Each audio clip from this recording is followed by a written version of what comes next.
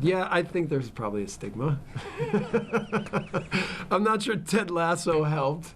I haven't watched the show, but I get it. Like, people hate hearing the word soccer. They hate hearing, I mean, I've used the word football since I was a professional football player. I think more and more in the States we're adapting to what the game here is in England and our connection with what this league is and what the culture of the sport is in this country. I can understand that they don't think that we have the experiences that can be created here in Europe. Frankly, they're right? I mean, it was the reason I came to Europe. It was the reason I learned German. It was the reason I tried to adapt to new cultures. This is the 5th country I've coached football in. So, and it takes me out of my comfort zone every time. It challenges me to grow and develop and learn new things. I'm very open to that. I'm very cognizant of the fact that I'm not perfect and I don't want to be. And all I can say is the only way I know how to do things is to go all in, to give everything I have, to believe in who I am, to believe in the people that I work with, and to try to maximize what we are every day. And I find if you can do that effectively, that you can be incredibly surprised with the human spirit and what you can achieve.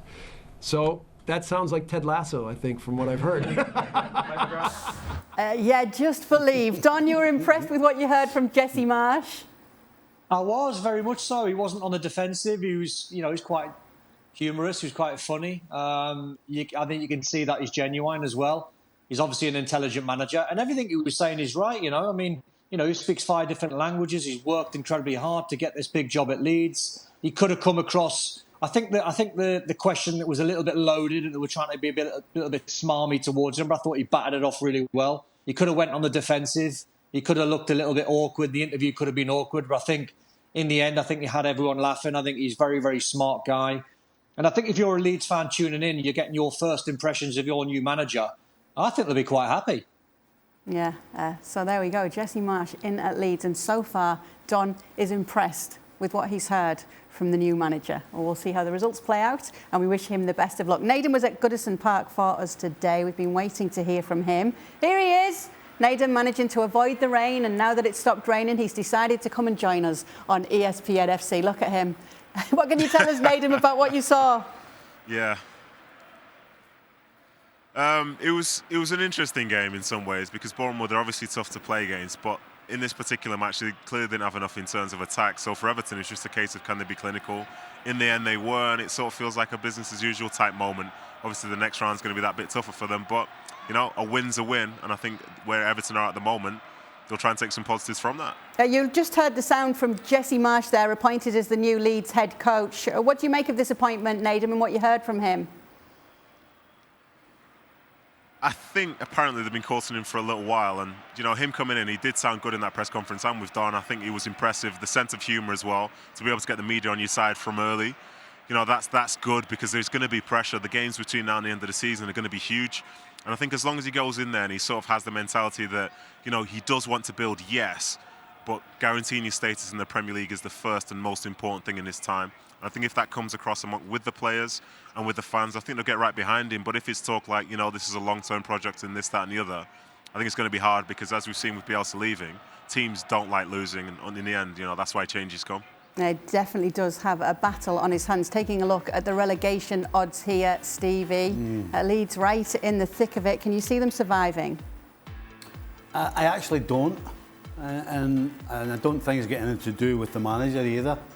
I think the truth is that the players they have aren't good enough. It doesn't help that 3 of your main players, like Calvin Phillips in particular, Bamford up top, Cooper, your captain, it doesn't help that they're not playing, because for Leeds to win games, they have to be number one at the best and be able to pick their best 11.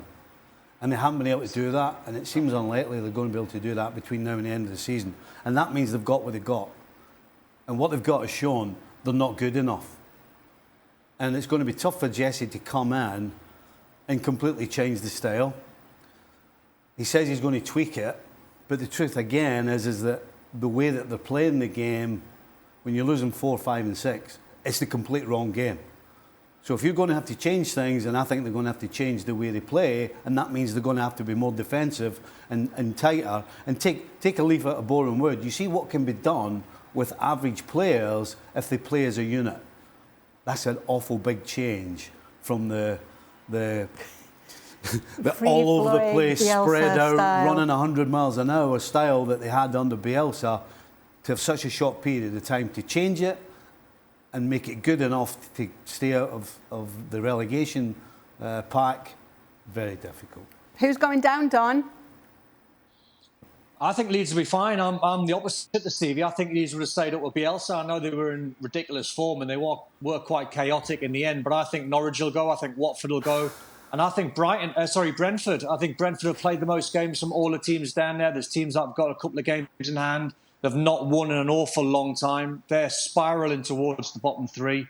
I think Leeds are good enough when you look at people like Rodrigo, Rafinha, Dan James. Liam Cooper was back on the training pitch today. I think they've got enough. I think there's worse sides in Leeds down there. So I think Jesse Marsch will keep them up. And I worry if I'm watching Brentford at the minute. I think they are really, really struggling.